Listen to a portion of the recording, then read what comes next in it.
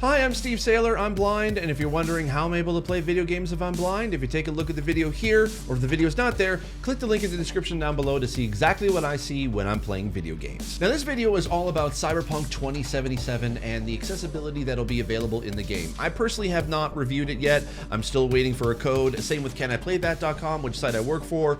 We're still waiting for codes to be able to be sent out to other outlets. However, reviews are out, and there are other outlets that actually have talked about and played the game. So today I actually put together a panel discussion with Blessing Adeoye Jr. from Kinda Funny, Kallie Plaggie from Gamespot, and Liana Ruppert from Game Informer. They played the game, and I got to talk to them about their general thoughts about it, as well as dive into some of the questions I had about what accessibility will be in the game. So without any further ado, let's jump into the discussion.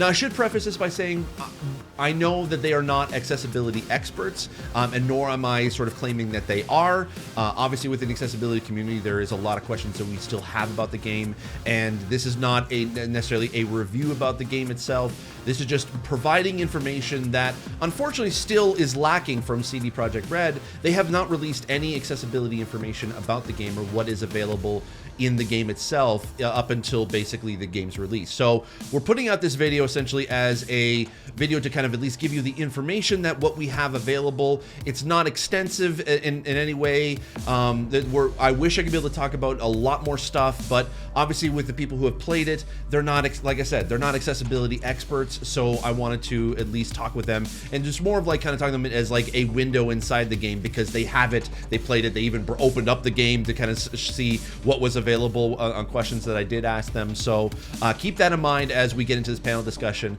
And first off, we're gonna be talking about essentially their general thoughts of the game, and then we'll get right into the accessibility. And then stay through to the end, because I'll be giving my sort of thoughts just based on our conversation and stuff I've also found after our conversation was recorded. Why don't you three introduce yourselves and where you currently are coming from, and also how many hours did it take you to be able to complete Cyberpunk? Liana, why don't we start with you? I'm Liana Ruppert. I am an associate editor at Game Informer magazine, and apparently I'm playing this game wrong because everybody around me has played it a lot less hours than me. I don't know if I just get distracted by shiny things or something, but it took me almost 40 hours to beat. I wasn't dying a lot. I guess I just got, I don't know, I liked shopping, I guess, too much in the game. But it took me, I would say the average player, 25 to 30 hours. It took me 40. That's totally okay. I mean, Cyberpunk is full of a lot of shiny things, so I completely understand that. Perfect. Kallie, how about you? Hi, I'm Kallie Plaggie. I'm the reviews editor at Gamespot, and I played for 50 hours.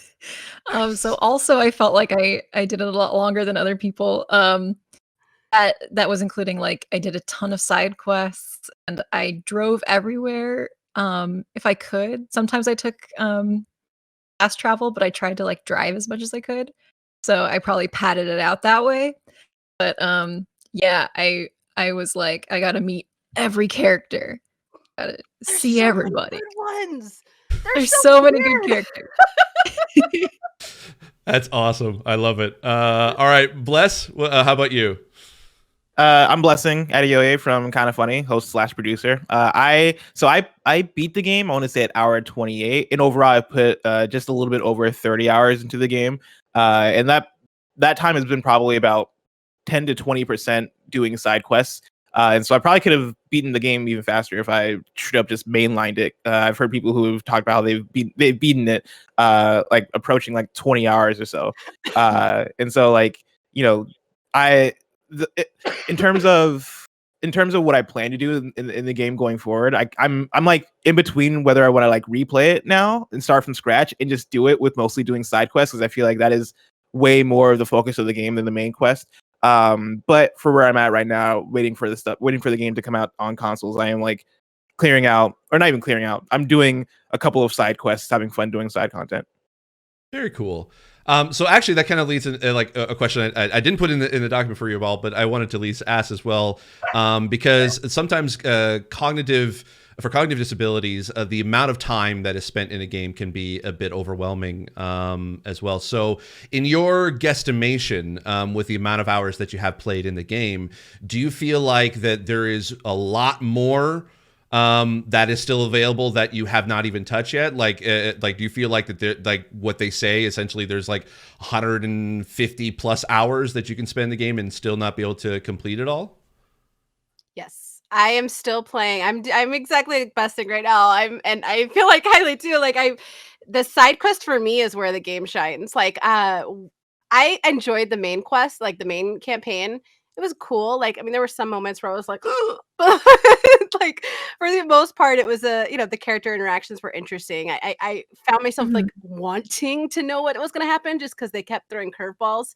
But I feel like they're really like true. I feel bad for the people that don't like side quests because I feel like it's going to be like another Mass Effect thing where the people that do like the loyalty stuff, like you're going to miss out on such a core component of what Cyberpunk 2077 is, because the magic isn't necessarily the vanilla story. The magic, like you said, is the characters. Like you meet so many weird people. That's how you meet romance options. You could be me and be like the total hoe and bang every person that can be bangable. It's like that's the important information we need to know. So there you go. Talking about the real things, man.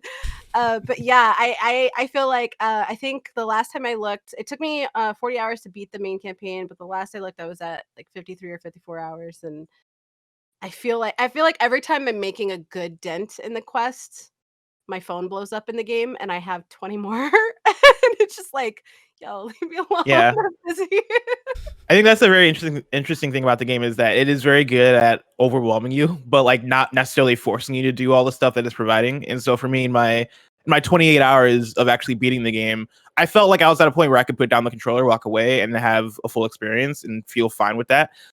I also feel like I've barely scratched the surface in terms of content that's in the game. And like both of those things I think are fascinating to coexist with each other, because I can see myself putting in another 100 hours just doing side quests and just doing different storylines and meeting different characters and doing all the different gigs that are in the game.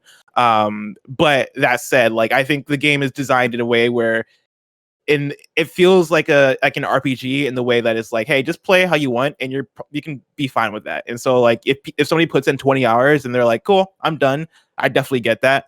On the other hand, if somebody wants to like spend 175 hours doing a self playthrough and like not see the ending, I can also see that being a very valid way to play.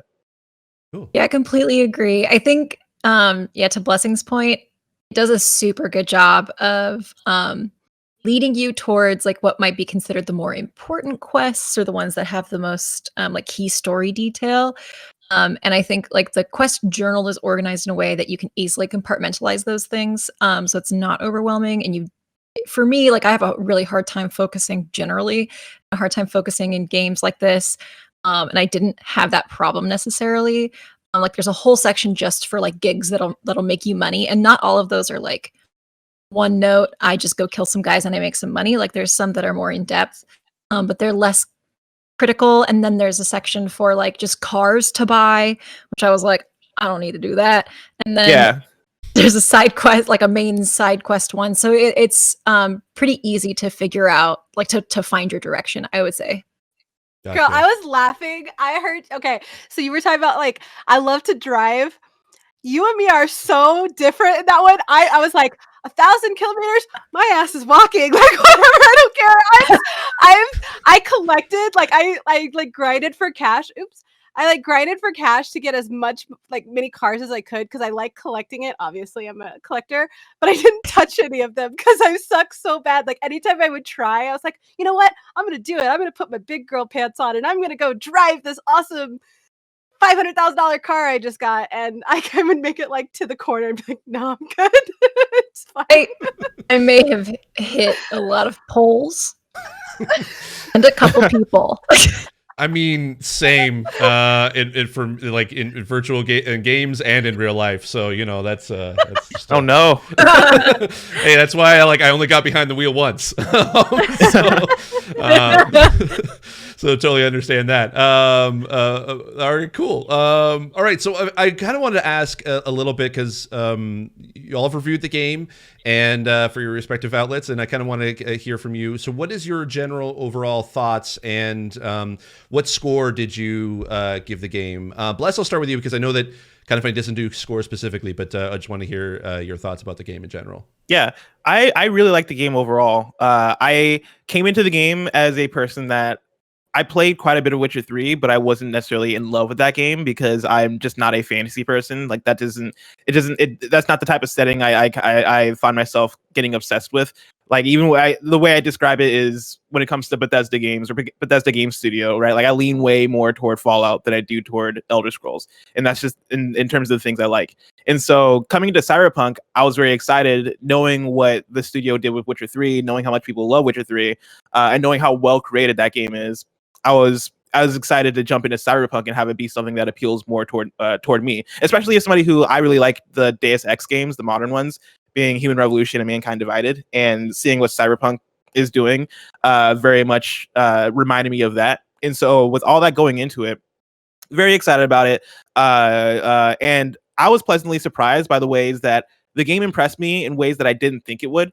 Like I was going into the game thinking that it was going to be this next step for open world games, right? Like in the way that we see GTA 3 and then like Fallout 3 and then GTA 5 and Breath of the Wild, right? I was thinking this is going to be the next step in that. And I don't think it's the next step in that. I think the open world is fairly standard. It's a very well-made open world, but I don't think it's like the future of open worlds. What I do think it is a very good, a very well-constructed RPG that goes deep in terms of the quest lines, that goes deep in terms of the character moments in the story, and that goes deep in terms of play style and allowing you to spec out your character in any way in order to support the kind of play style that you want to do. And I think that all that stuff is supported super well in a way where I can actually see myself. I'm not a person that replays modern games too often. Like if I'm going to replay a game, it's going to be a game from my childhood so I can experience nostalgia. But for Cyberpunk, I could see myself replaying this game fairly easily because I had a lot of fun specking out my character the way I did, and I would love to replay the story using a different life path, having a focus on something else because I put a lot of my focus into gunslinging and technical ability. I'd like to do a totally different type of playthrough, and then I'd like to also do different side quests and experience the game in a totally different way than my current playthrough. And in that way, I think the game shines, and also in a lot of other ways, right? Like the game looks beautiful. I think the story is pretty well written. The art style of the game, I think, is phenomenal. And there are things I can point to here and there that I think could have done better, or that I straight up don't like. Like I think there are times where the game kind of leans too hard into the Cyberpunk edgy, cool style in ways that I was like, all right, this is kind of corny. Like this is kind of doing it too much for a game that I feel like has so much quality writing in it. That said, overall, like I really enjoyed my experience with the game. Cool. Kallie, what about you? Yeah, I gave it a 7. I would encourage people who are upset about that to just read it, but because there's so much more to that than just the score. But at GameSpot, a 7 is good, which is overall how I felt about the game. I liked so much of it. I found a lot of issues in there's like a gulf between the writing of the like world and the setting, and then the writing of the characters and the quests. So I think there's a lot of people and cultures that are used as set dressing in the background that aren't explored, and to me that it comes off a little rough.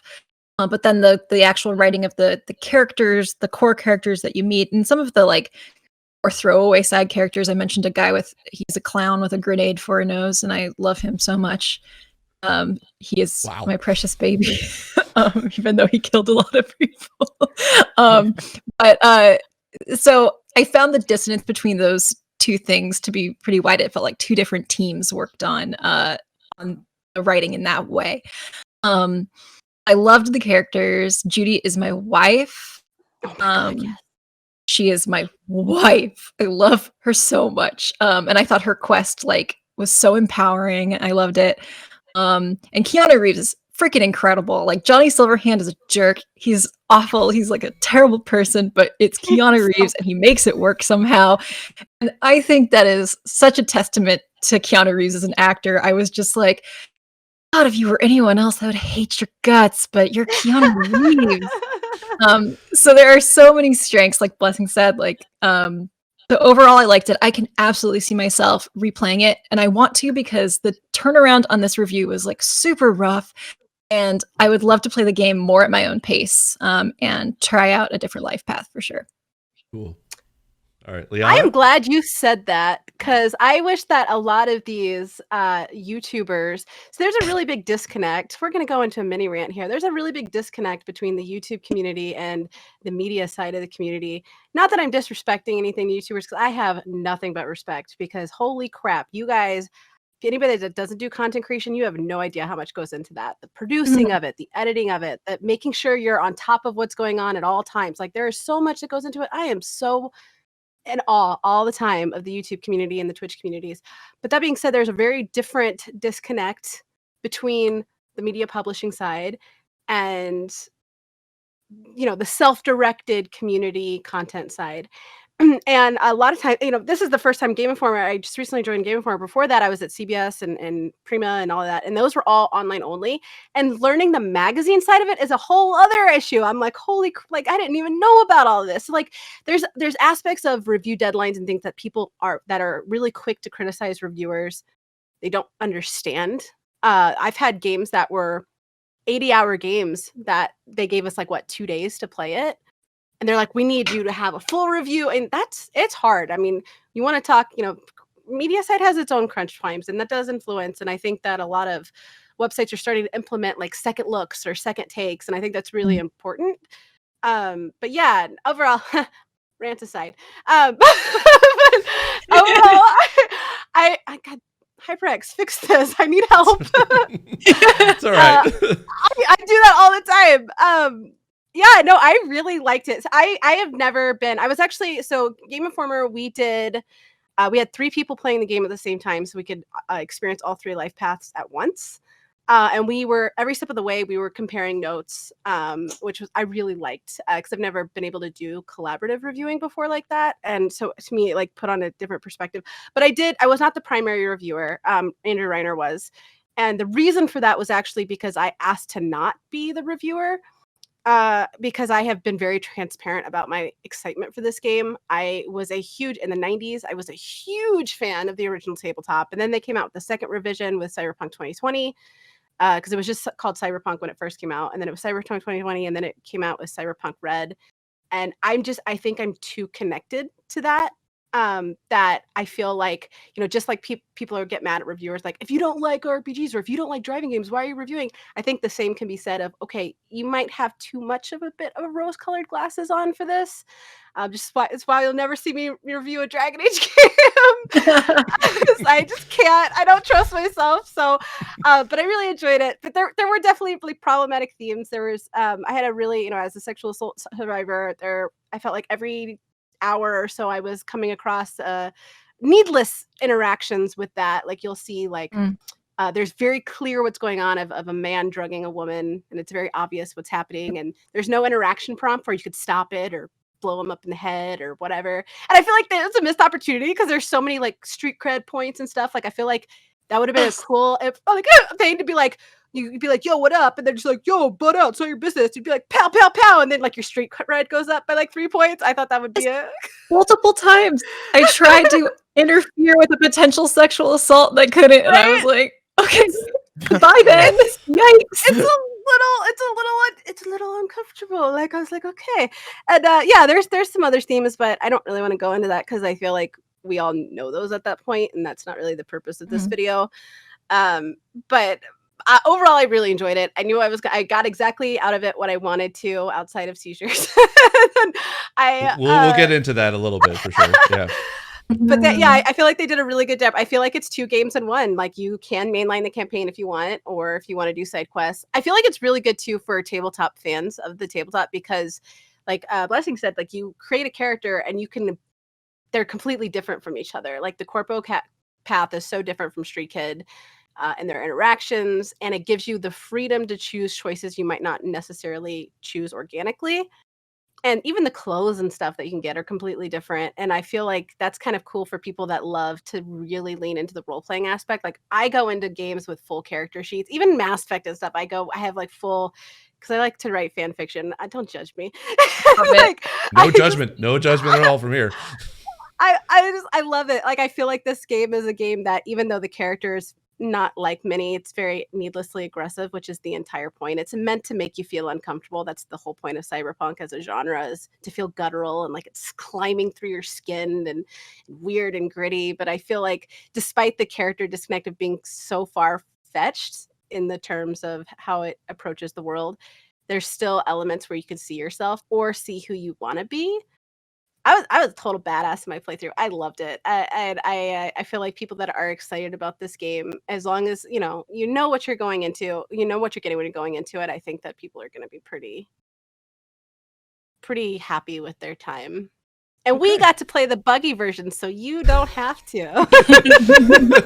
That is fair too. Yeah, that's fair. Yeah, there's a lot of bugs, but apparently there's a day one patch coming. That's like what, 40, 50 gigabytes or something like that. I think I saw. Too many gigabytes. Yes, 100%. All right, so let's kind of get started into more of the accessibility stuff. So first off, I kind of want to ask this for any like any of these questions are like over anyone to be able to discuss or add. Does the game start with a settings menu, or does it have like a cold open where the game just starts and throws you in without having the ability to be able to adjust any settings? It starts at I believe there's like an opening cutscene, and then it starts at the main menu. And so from there, you can go into the settings menu and customize what you want. And then like once you hit new game, also like it's very menu front loaded in terms of that stuff before it actually throws you in. And so it's not like I'm trying to think of an example. I think God of War might be a game that does this, where you turn it on and all of a sudden like you're thrown into the cradle hacking down a tree. Yeah, no, you get menus before you get to game. Is the like so that you said the cutscene? Is there subtitles in the cutscene? Ooh, that's a good question. I'm not sure. I can actually check that out right now. I think there are. Yeah, I think there are cutscenes. I like after the first time I skipped it every time because like it's one of those ones that like pops up every time you open the game. Oh, you mean like the opening sequence cutscene? No, there's no. Yeah. I don't. Yeah, well, now I'm doubting myself. I don't know. I'm doubting myself too because I turn on subtitles immediately when I start a game because otherwise I can't process what's being said. So when I read this question, I was like, I can't remember because regardless, I would have opened up the settings menu right away. So, but yeah, it's not like a critical cutscene in that way. It's like a tone setting thing. It's a radio. Usually like a radio show. Night City, baby. Oh, yeah. That yes, okay. I have seen a little bit of that. And okay. Yeah, so it's not like an opening cutscene for the game. You're put straight into the menus and character creator. Okay. All right. So it sounds like basically like more likely subtitles may not be on by like are they on by default? Is basically kind of like where I was sort of right now as I'm opening it, it does have cutscene or it does have subtitles. Oh, okay. Nice. All right. Well, that's good. That's good to know. You're making us doubt ourselves. I was so sure I knew the answer, and then I was like, "Wait, I don't know." That's okay. I'm sorry for the curveball. I'm pretty sure they were on by default because I think all I had to do was adjust the size, which we'll get to. Okay, perfect. So another question I have: is there in the settings? Do you see an accessibility menu at all? Yes and no. Okay. Yeah, sort of. Like there's not one that's like go ahead, Liana. I'm sorry. I'm Southern. I talk over people. I'm so sorry. It's okay. New Orleans, you can't live with us and you want to live without us. But like there's not like a tab that's accessibility. Like I feel like we're all a little spoiled now by Last of Us because they did such a good job of like really being like, look, use it if you don't, but it's here if you want it or need it. But there are some options, like there's like the colorblind options and things like that. And you can adjust the text size, which is nice because I feel like that was a big issue with people that had with Outer Worlds was the text was so intriguing, but you couldn't really read it unless you were like really close to your screen, which they patched out later. But still, that's that I feel like that could have been caught in development. But it's not extensive. Like if you Like for me, this is why I play on PC is so I have MS, so I have no feeling in my hands. So like sometimes I can play with a controller. Like it's not an all the time thing, but there are days where they're like really locked up. So like the keyboard and mouse fits a little bit better for me. And I did like that they have a menu option where you can completely tailor it for keyboard and mouse or controller if you want. And then Mhm. there's several options in each of those. So like if you had to lean one way or another, you have it's not as extensive as I would like, but I did appreciate that they did have a couple of options should you need that in your playthrough. Yeah, and Okay. it's not like Last of Us where like there's a whole accessibility like tab. There's an accessibility section nested in the gameplay settings, and I actually wrote down what all of them were. Ooh. There's 5 options within that accessibility specific menu, and the colorblind modes are actually not in there. So there's a couple, like Liana mentioned, that are like elsewhere in the menu, but the quote unquote accessibility ones are aim assist. There's 3 options: off, light, or standard. Snap to target, which is off or on, aim assist for melee, off, light, and standard, additive camera movement for motion sickness, that's off, reduced, or full, and then weapon sway, either on weapon or on camera. Ah, okay, that's good to know. I mean, that was one of my questions. Like, yeah, it was definitely aim assist because that's something that is useful for myself as a blind player, but then also for anyone with a motor disability. So that's yeah. And when I sort of say like pose the question of accessibility menu, yes, normally a lot of people would sort of think accessibility menu like The Last of Us, where all those settings are in there. But also as well, it's the fact that there is no accessibility specific tab or menu is also a good thing because that means that a lot of the settings that would normally be used in accessibility are in the other menus. Because I always like to say all settings are accessibility because it allows you to customize your playthrough however you feel more comfortable with. So it's something that depending on the studio can be they can use sort of those kind of ideas, whether it's a menu or if it's kind of spread throughout. But that's good at least that there is a section, but then there's also the fact that these menu settings are available in different sort of tabs, which is good. Yeah. So okay. So I want to know. Bless, I'll ask you, are there difficulty options? If so, what are they, and kind of like which ones did you choose? Yeah, so there are. It's easy, normal, hard, very hard. I went with normal. Normal is kind of my default for any game because I just assume that the devs tailor games around normal. And in my time playing, I was very fine with it. I never felt like I needed to change that up. In fact, at some points in the game, I almost felt like normal was on the easy side, and I think that might be because of how I spec'd out my character. Like it seems like a lot of how you play the game and a lot of how that stuff's going to pan out for you is how you spec and what your focus is. And so for me, the only times where I found the game difficult were where I started to get into fist fights because I did not spec out my character toward brawling at all. I put all my points into reflexes and body and technical ability, which means that I can fight in a gunfight and that's it. And with that, like the game felt pretty very like easy in terms of when I got into gunfights, but then also like I kind of liked that give and take of because I'm so good at gunfights and because I'm so good in this situation, that means that in stealth I'm not going to be as useful. That means that in fist fights, right, I'm not going to be as useful, or in hacking, I'm not going to be as useful. And so it's a give and take in that way. But yeah, there are straight up just difficulty options, and it seems like I assume if I went to easy, that would be extremely playable for anybody who wants to play the game. Could you be able to adjust it like as you went? Like so, like okay, if you find that okay, it's either too easy or a little bit too hard, could you be able to go back into the settings and adjust that? Yep, you can go into your settings at any time and change from normal, easy, hard, very hard. Really? I could not find that. It's under gameplay, under accessibility.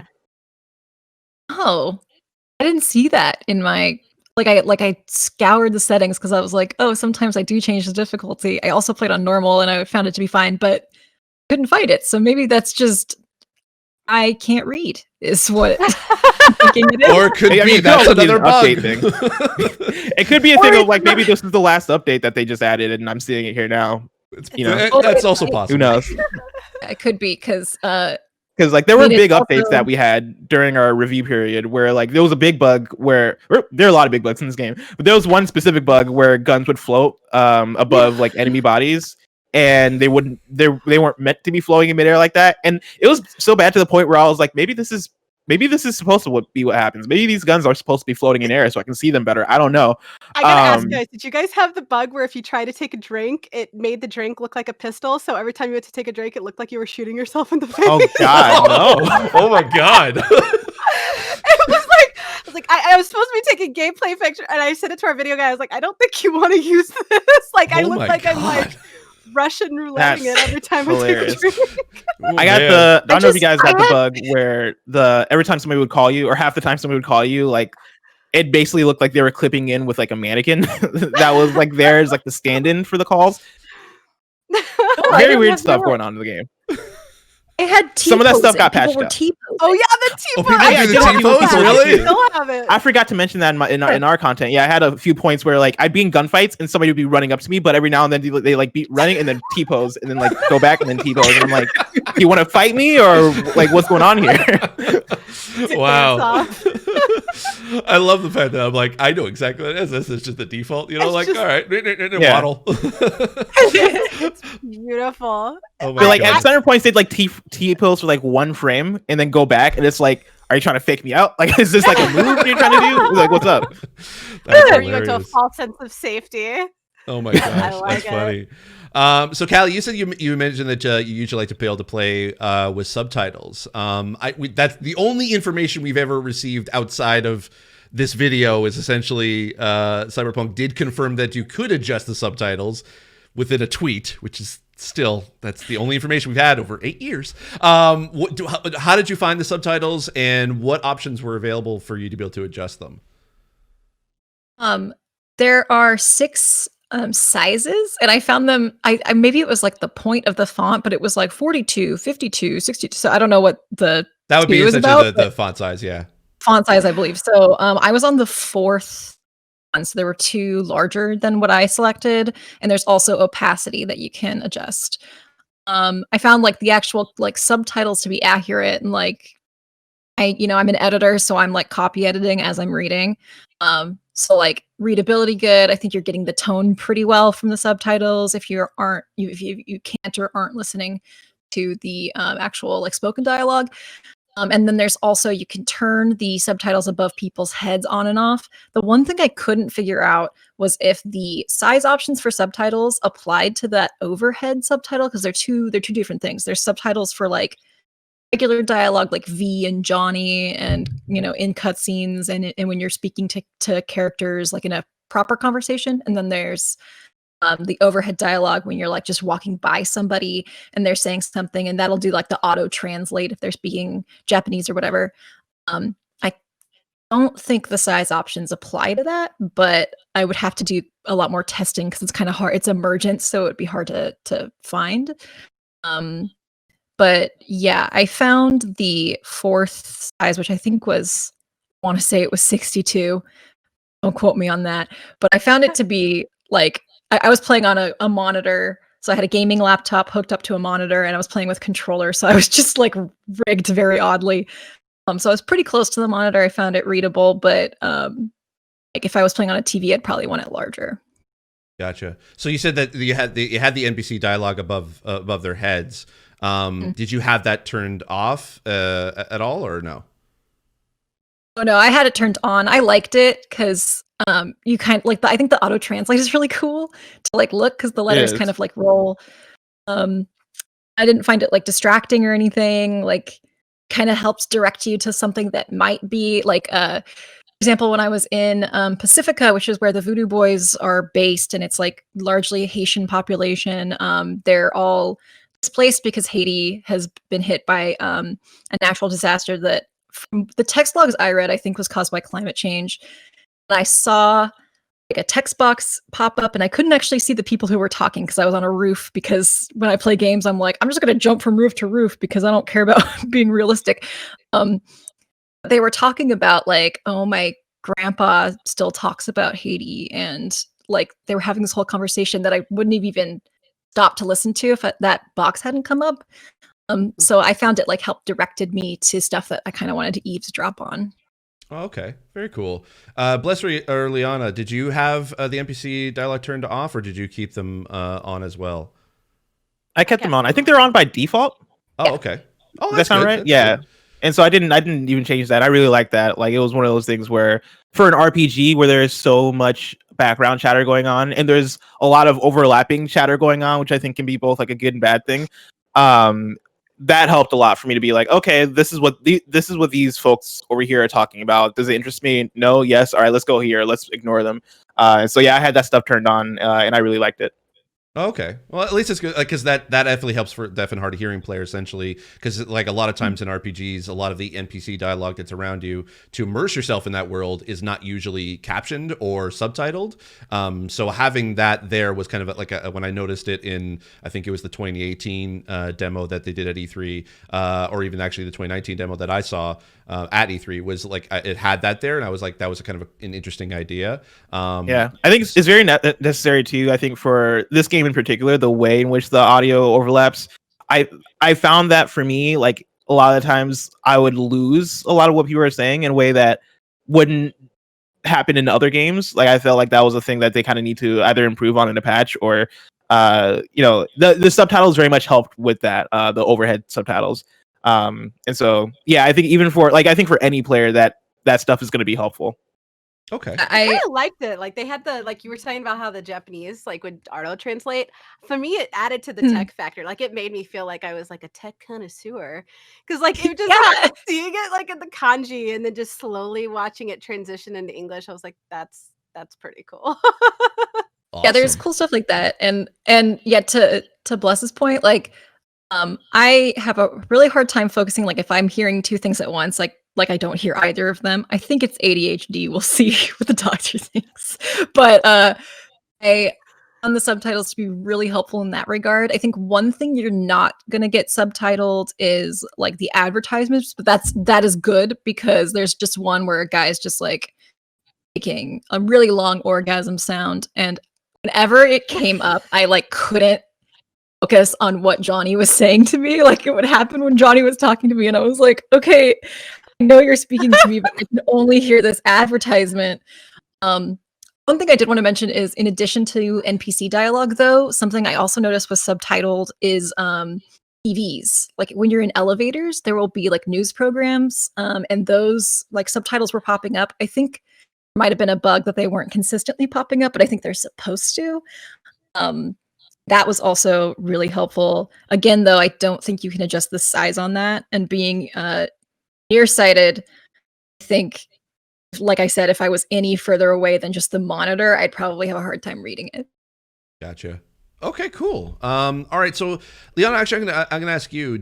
I'd heard that there was a possibility that you're able to adjust the font size of in general. Is that only just for subtitles, or could you adjust the font size pretty much throughout all the menus and the HUD and the UI? When I did it, because I do the biggest one because I just have a hard time seeing myself. I just noticed it for the I didn't notice it for the menu options. Did you guys notice it for the menu options? Yeah, I didn't. I genuinely didn't pay. I don't think. Again, you're making me doubt myself, man. I don't think it target anything. Well, I feel like the menu options, though. I feel like that the menu itself of the game is pretty well allocated. Like, I wish that they would have combined all the accessibility options together. I felt that was a little weird that they had like colorblind options separate when that's like arguably one of the bigger like accessibility options in there. But like, I feel like it was well done where it was easy to see. But yeah, I didn't see. I wish it would have targeted NPC dialogue though, because that would have been nice. Because it is really small and it's proximity too. Like I'm with like Kayla. I was doing it on my computer, so I'm really close to my PC. Like I'm one of those losers that keeps it like right here because I don't like not having headaches apparently. But I like playing on a couch. Like I don't think you would be able to see that unless you had perfect vision. They're really small, and it being like the light colors, it's like the light. I think it's like what, a pale blue. Yeah. For the NPC dialogue, so I feel like that could have been a little bit. I'm interested to see what modders do because like people are already starting to That's what I make was thinking. mods, and like I feel like that's like now in the last 10 years, it's been really popular for modders to fix games. I feel like I feel like that players are going to fix a lot of those issues. But I will say I am in talk. I have been talking with the studio with how they can make it a little bit more accessible. Like yesterday, we were testing some new animations with CD Projekt Red, and that was something I did bring up. Like, yo, not everybody's 18 years old with perfect 20/20 vision. Like, help us That out. is also true. That is very true. The impression I get from text size, because if you go into the settings menu under sound, you'll find the sub menu for subtitles, and that is where the text size thing is. And even when you hover over it, it says the size of subtitles displayed. And so I imagine you can only adjust the subtitle size and not anything else, unless I'm like totally missing it. But the only place where I see text size pop up is in that subtitles menu. And so, Gotcha. That was essentially That's was what I kind of found as wondering, well. if it was just only in the subtitles or if it was throughout the whole UI. So, unfortunately, I've that's an issue for me. I'm not a fan of the small text. Hopefully, that's something that they can be able to do, like kind of like what Outer Worlds did, and add that. And also, unfortunately, they didn't learn because Witcher 3 didn't have that in there, and that they released a patch that essentially didn't really increase the font size that much because it would have broken the UI, and the font size they did increase was negligible at best. So I was hoping that was something that CDPR would have learned from that, but so I'm hoping modders can fill in where they failed, because like I played Witcher 3 with, my boyfriend installed, like, big Witcher 3 fan, and he installed a series of mods that he considered essential, and one of them was like an improved UI.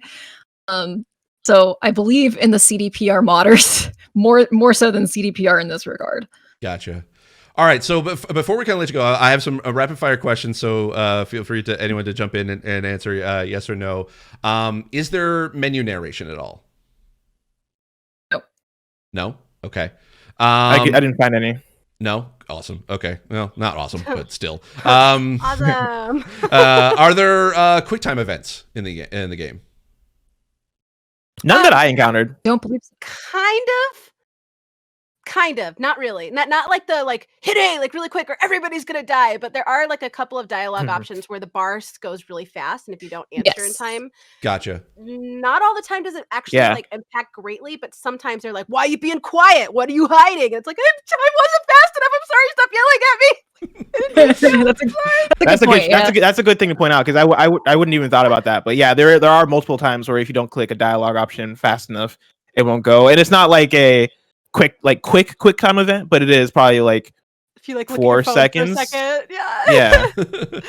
Yeah. Okay, so also could you be able to adjust if there's any is there any rapid times where you have to rapidly press a button, and if there are, is there options to be able to set it to like a hold or a toggle instead? I don't think so. I don't think there's any rapid. No. Okay. The only situation that I would think of is like shooting a pistol, where you know how like when you shoot a pistol you want to like rapidly pull the trigger, or even like when you're brawling in the game. And for those, like, no, there's not an option for that. Gotcha. Okay. Oh, yeah, actually this made me think about the aim assist. Like the way I had it, I would have to aim down sights to lock on, and then if the enemy moved, I would have to like unaim and then aim again to relock on. But I did it on the like middle aim assist setting, so I think maybe if you did the highest setting, it would be better. Okay. It would be a more button presses, but even then, like I think you could get around having to press something like rapidly. Okay. And I think Bless, you said you played with a controller. Was there like any vibration, and could you be able to turn that on or off? There was vibration, and yeah, you can turn it on and off. Okay, cool. Nice. And I think I saw in one playthrough, I think Alana Pierce was streaming it the game this morning. I saw that I think there was a setting for motion blur. But is there also an adjustment for camera shake at all? Yes. Actually, if you want to do that mess with, I would recommend if you're playing, especially if you're playing on PC, if you are tampering with those kind of options, I would recommend turning off ray tracing, because it breaks the graphics a little bit. Not major, but it breaks the graphics a little bit. Okay. Cool. All right. Oh, sorry. I was just going to say that that option is actually in the accessibility section under additive camera movement. So there's, like I said earlier, there's like you can do off, reduced, or full, that or the camera shake kind of stuff. Okay.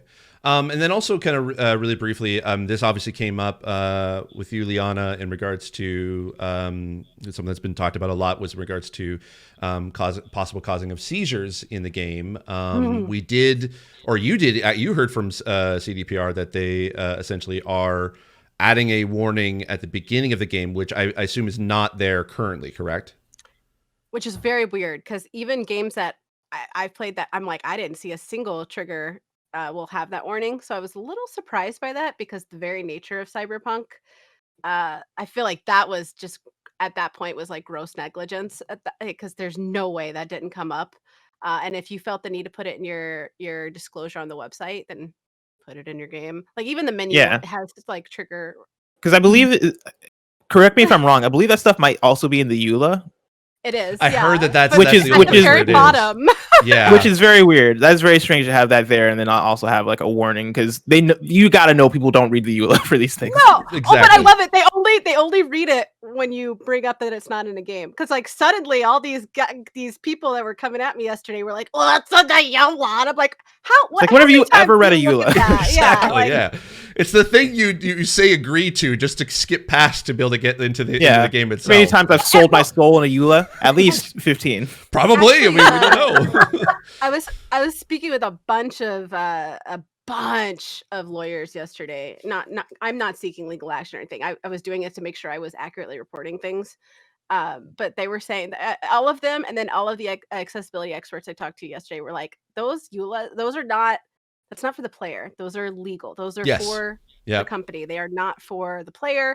So if you are coming at somebody who is bringing up legitimate concerns and you're saying, well, look at this, just know that you're profiteering for $1 billion company. They don't need you to do that. They're fine. They're going to make that money regardless. Stop selling your soul for a company that doesn't recognize who you are as an individual. And also, like, adding a warning isn't going to take anything away from the game. Like, there's nothing that's going to fuck up the experience with Cyberpunk if they add, hey, by the way, this is here, or here's a way to turn this off. It's 2 seconds of your time. Yeah. And it's supposedly CDPR said that they are looking into updating where you could be able to at least adjust that if that is definitely a concern that you have, if you are possibly prone to seizures or just flashing lights essentially kind of give you either headaches or migraines.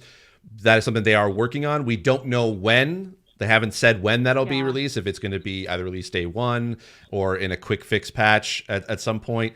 So be careful if you are playing it.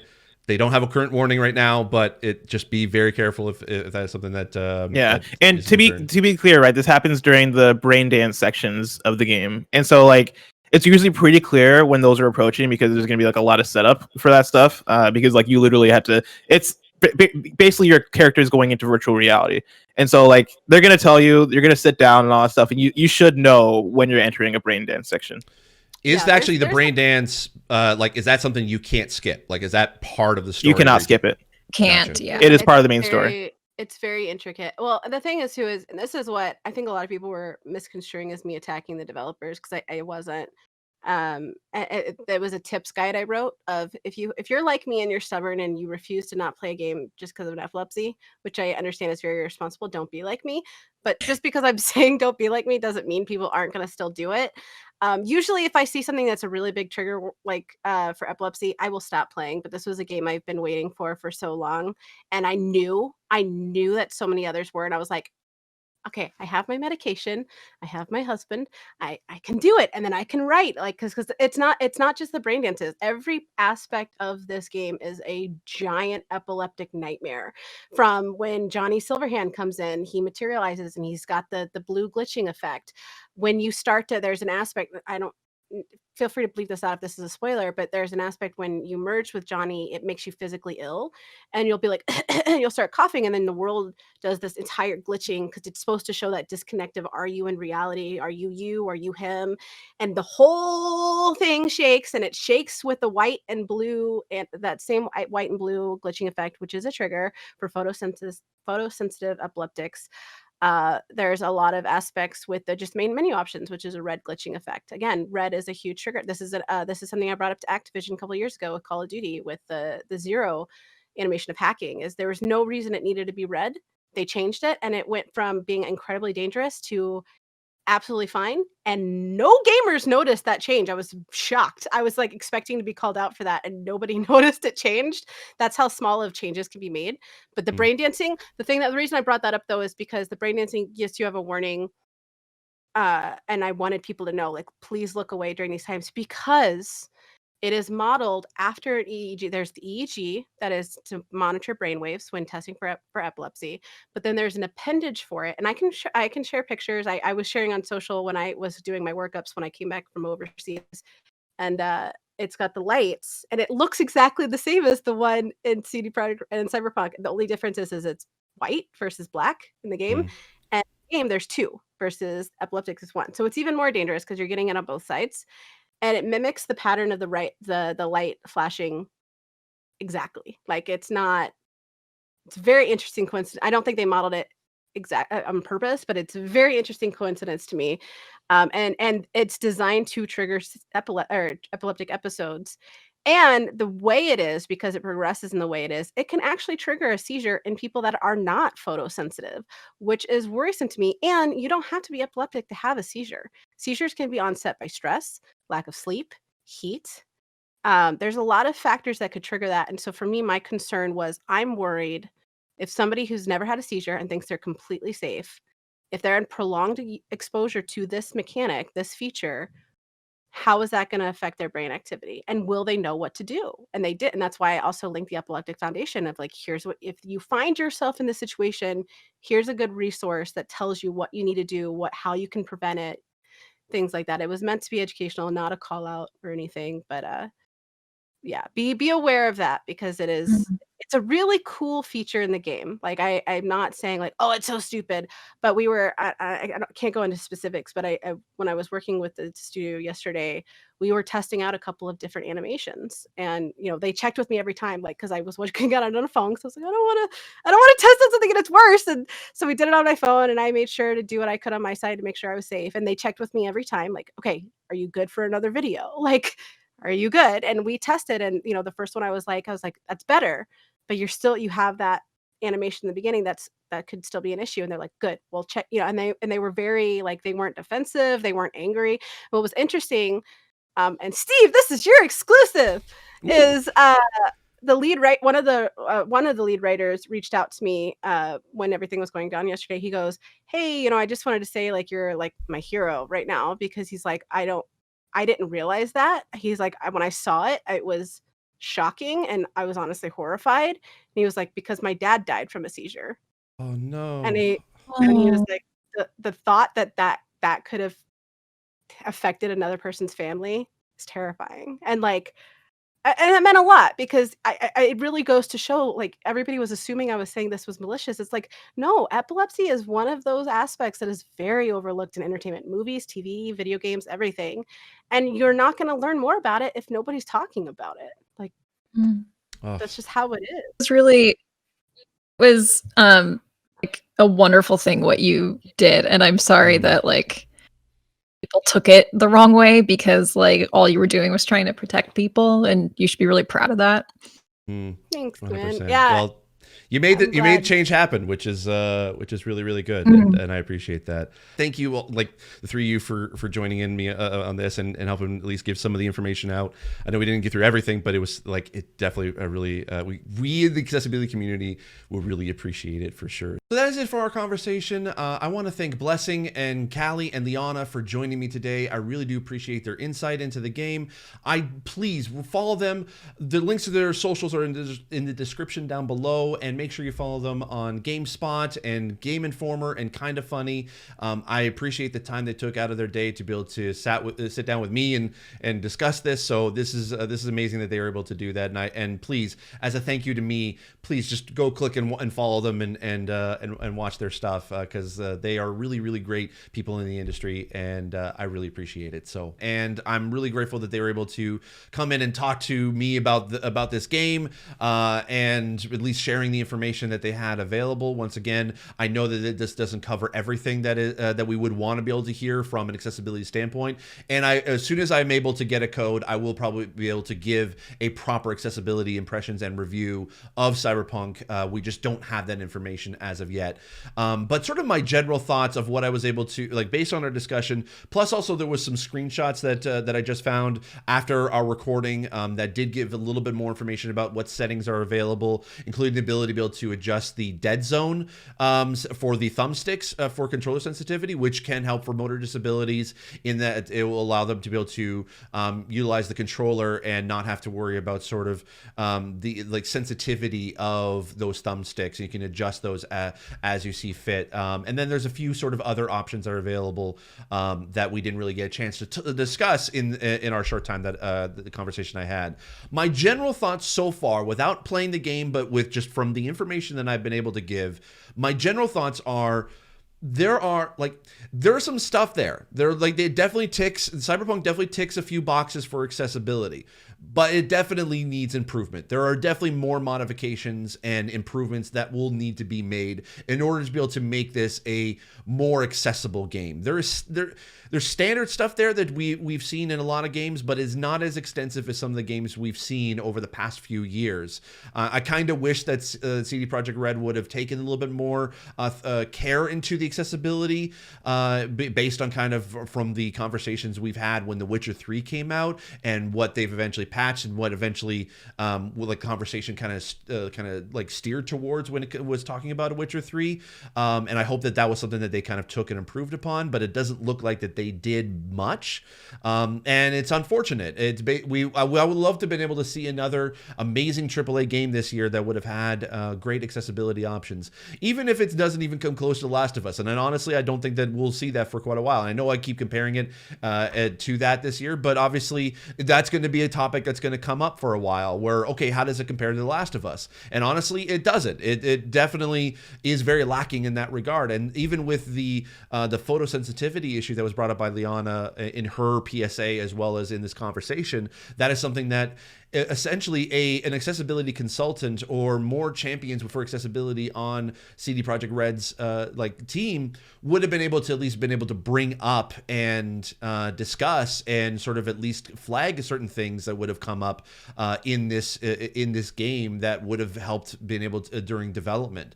And that's something that we generally bring up a lot in the accessibility communities, that when you need to have more consultants basically playing the game, because only then you'll be able to discuss certain things that you may not have seen as developers, basically within your own personal, within your own testing internally. So consultants are a great source of expertise that it definitely seems like that CD Projekt Red either had or just unfortunately just the large scope of this game couldn't implement. I do hope that CD Projekt Red will release future patches that actually will add more accessibility to the game. So I will say in this particular case for Cyberpunk 2077, better to wait. Hopefully there's more accessibility improvements. Hopefully they hear our sort of our talks about accessibility in the game, because we want to play it. I personally want to play it. But I would say hold off on buying the game until there's at least patches and future improvements that are made. We don't know what CD Projekt Red's plans are for those, so it may be a long while before we can be able to at least look back and see what improvements have been made to the game. But for right now, as of launch, I would probably say if any of the stuff we talked about today seems like, okay, this answers a question that I had and I feel more confident and comfortable being able to play it, then play it. But for a general overall, I would say probably best to wait. So that's kind of just my general thoughts before actually playing the game. And like I said, I will have a review of that game coming up as soon as I'm able to at least get the game and then have a pretty extensive time with it. I don't want to rush through this, which is unfortunately that what Kallie Blessing and Liana had to do in order to be able to get a review out by embargo. I want to at least be able to take some time and kind of really dive into the settings and what's available and try out a bunch of different stuff in the game to make sure that I could be able to give as best of impressions and review as I possibly can.